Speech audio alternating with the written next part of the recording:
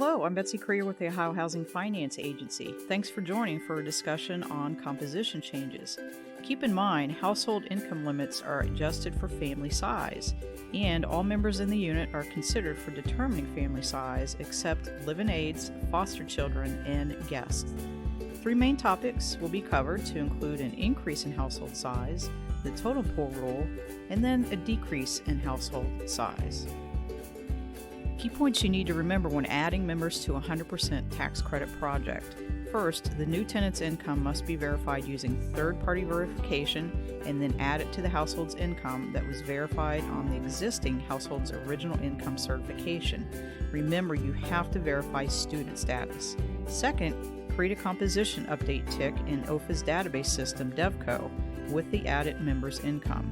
Now you may ask, how is the next available unit rule impacted? Well, since the owner will always rent the next available unit to an income qualified household, there is no violation of the next available unit rule even if the new tenant's income causes the household to go over the 140% area median income or AMI limit. Also remember, if the household has rental assistance, the rent may change. Why? It could be that the amount of income that a household receives has had an increase due to the addition of a new member. What do you do if you have a change in composition? Let's look at an example. Mary moved in April 1st, 2017 and is qualified. She marries Sean on May 2nd, 2019, and then he moves in. A household composition update is needed. So what do? First, you want to verify Sean's student status. Do a tick composition update by adding Sean's income to Mary's original income certification. Why the original certification? Because now remember, the IRS issued that under HERA 2008, 100% tax credit projects no longer have to do annual income certifications. Now let's say even though the project is 100% tax credit, maybe the owner chooses to do annual certifications. In that case, Sean's income is added to Mary's most recent recertification. What do you do if you have a mixed income project and you're adding members to the household?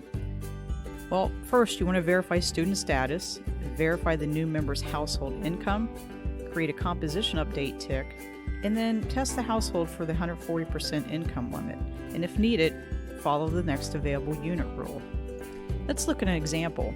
Paul is qualified June 1st, 2017 and certified for 2018 and 2019. Heidi moves in 2019. Heidi's income is added to Paul's income that was verified in 2019. Here are the steps that you need to follow. Verify Heidi's student status, do a composition tick update by adding Heidi's income to Paul's most recent certification, which occurred June 1st, 2019. So, what's the certification effective date? Well, you got it. The effective date continues to be June 1st, 2017. The next income recertification is due within 120 days before June 1st, 2020. And remember, you must test the next available unit rule. If Heidi's income puts the household over the 140% income limit, then again, next available unit, comparable or smaller size, has to be rented to a qualified low-income tax credit household. A caution here, if Heidi is personally over the income limit for one person when she moves in, she will not qualify the unit in the future for continued occupancy if Paul moves out because she would not have qualified when she entered the property by herself. This is true unless, 1, at a future recertification, both Heidi and Paul are below the income limit, or Heidi's income is below the income limit when Paul leaves the unit. Be mindful of income manipulation. OFA recommends members are not added shortly after occupancy to ensure that the household is not manipulating the initial qualification. Of course, there are unexpected circumstances that may result in changes in household size shortly after move-in. So, the best rule of thumb is to act with due diligence and make reasonable judgments in the case when there is an increase in household size right after qualifying the household at its initial move-in. A good tip is that the owner should have policies as to how soon new members can be added and guidance as to when household additions may not be allowed.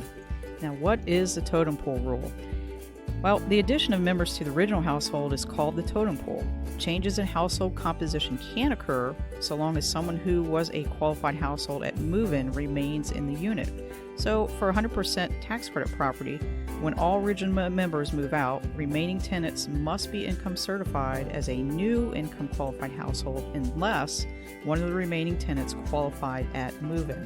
If you have a mixed income project, when all the original members move out, the remaining members will have to move out unless this newly created household was income qualified or the remaining members were independently income qualified at move. Let's now discuss a decrease in household size. What should you do if there is a decrease in household size? Well, good news. Immediate certification of income is not required. You can wait until the next annual certification date and reflect the smaller household composition on the TIC at that time. Subsequent annual recertification is based on the income of the remaining members. Here's an example. Robert and Sherry and their daughter were initially qualified in 2017. In 2018, the daughter moves out. Good news, no need to recertify Robert and Sherry as a new household. However, you must do a composition update in DevCo, reflecting that the daughter left.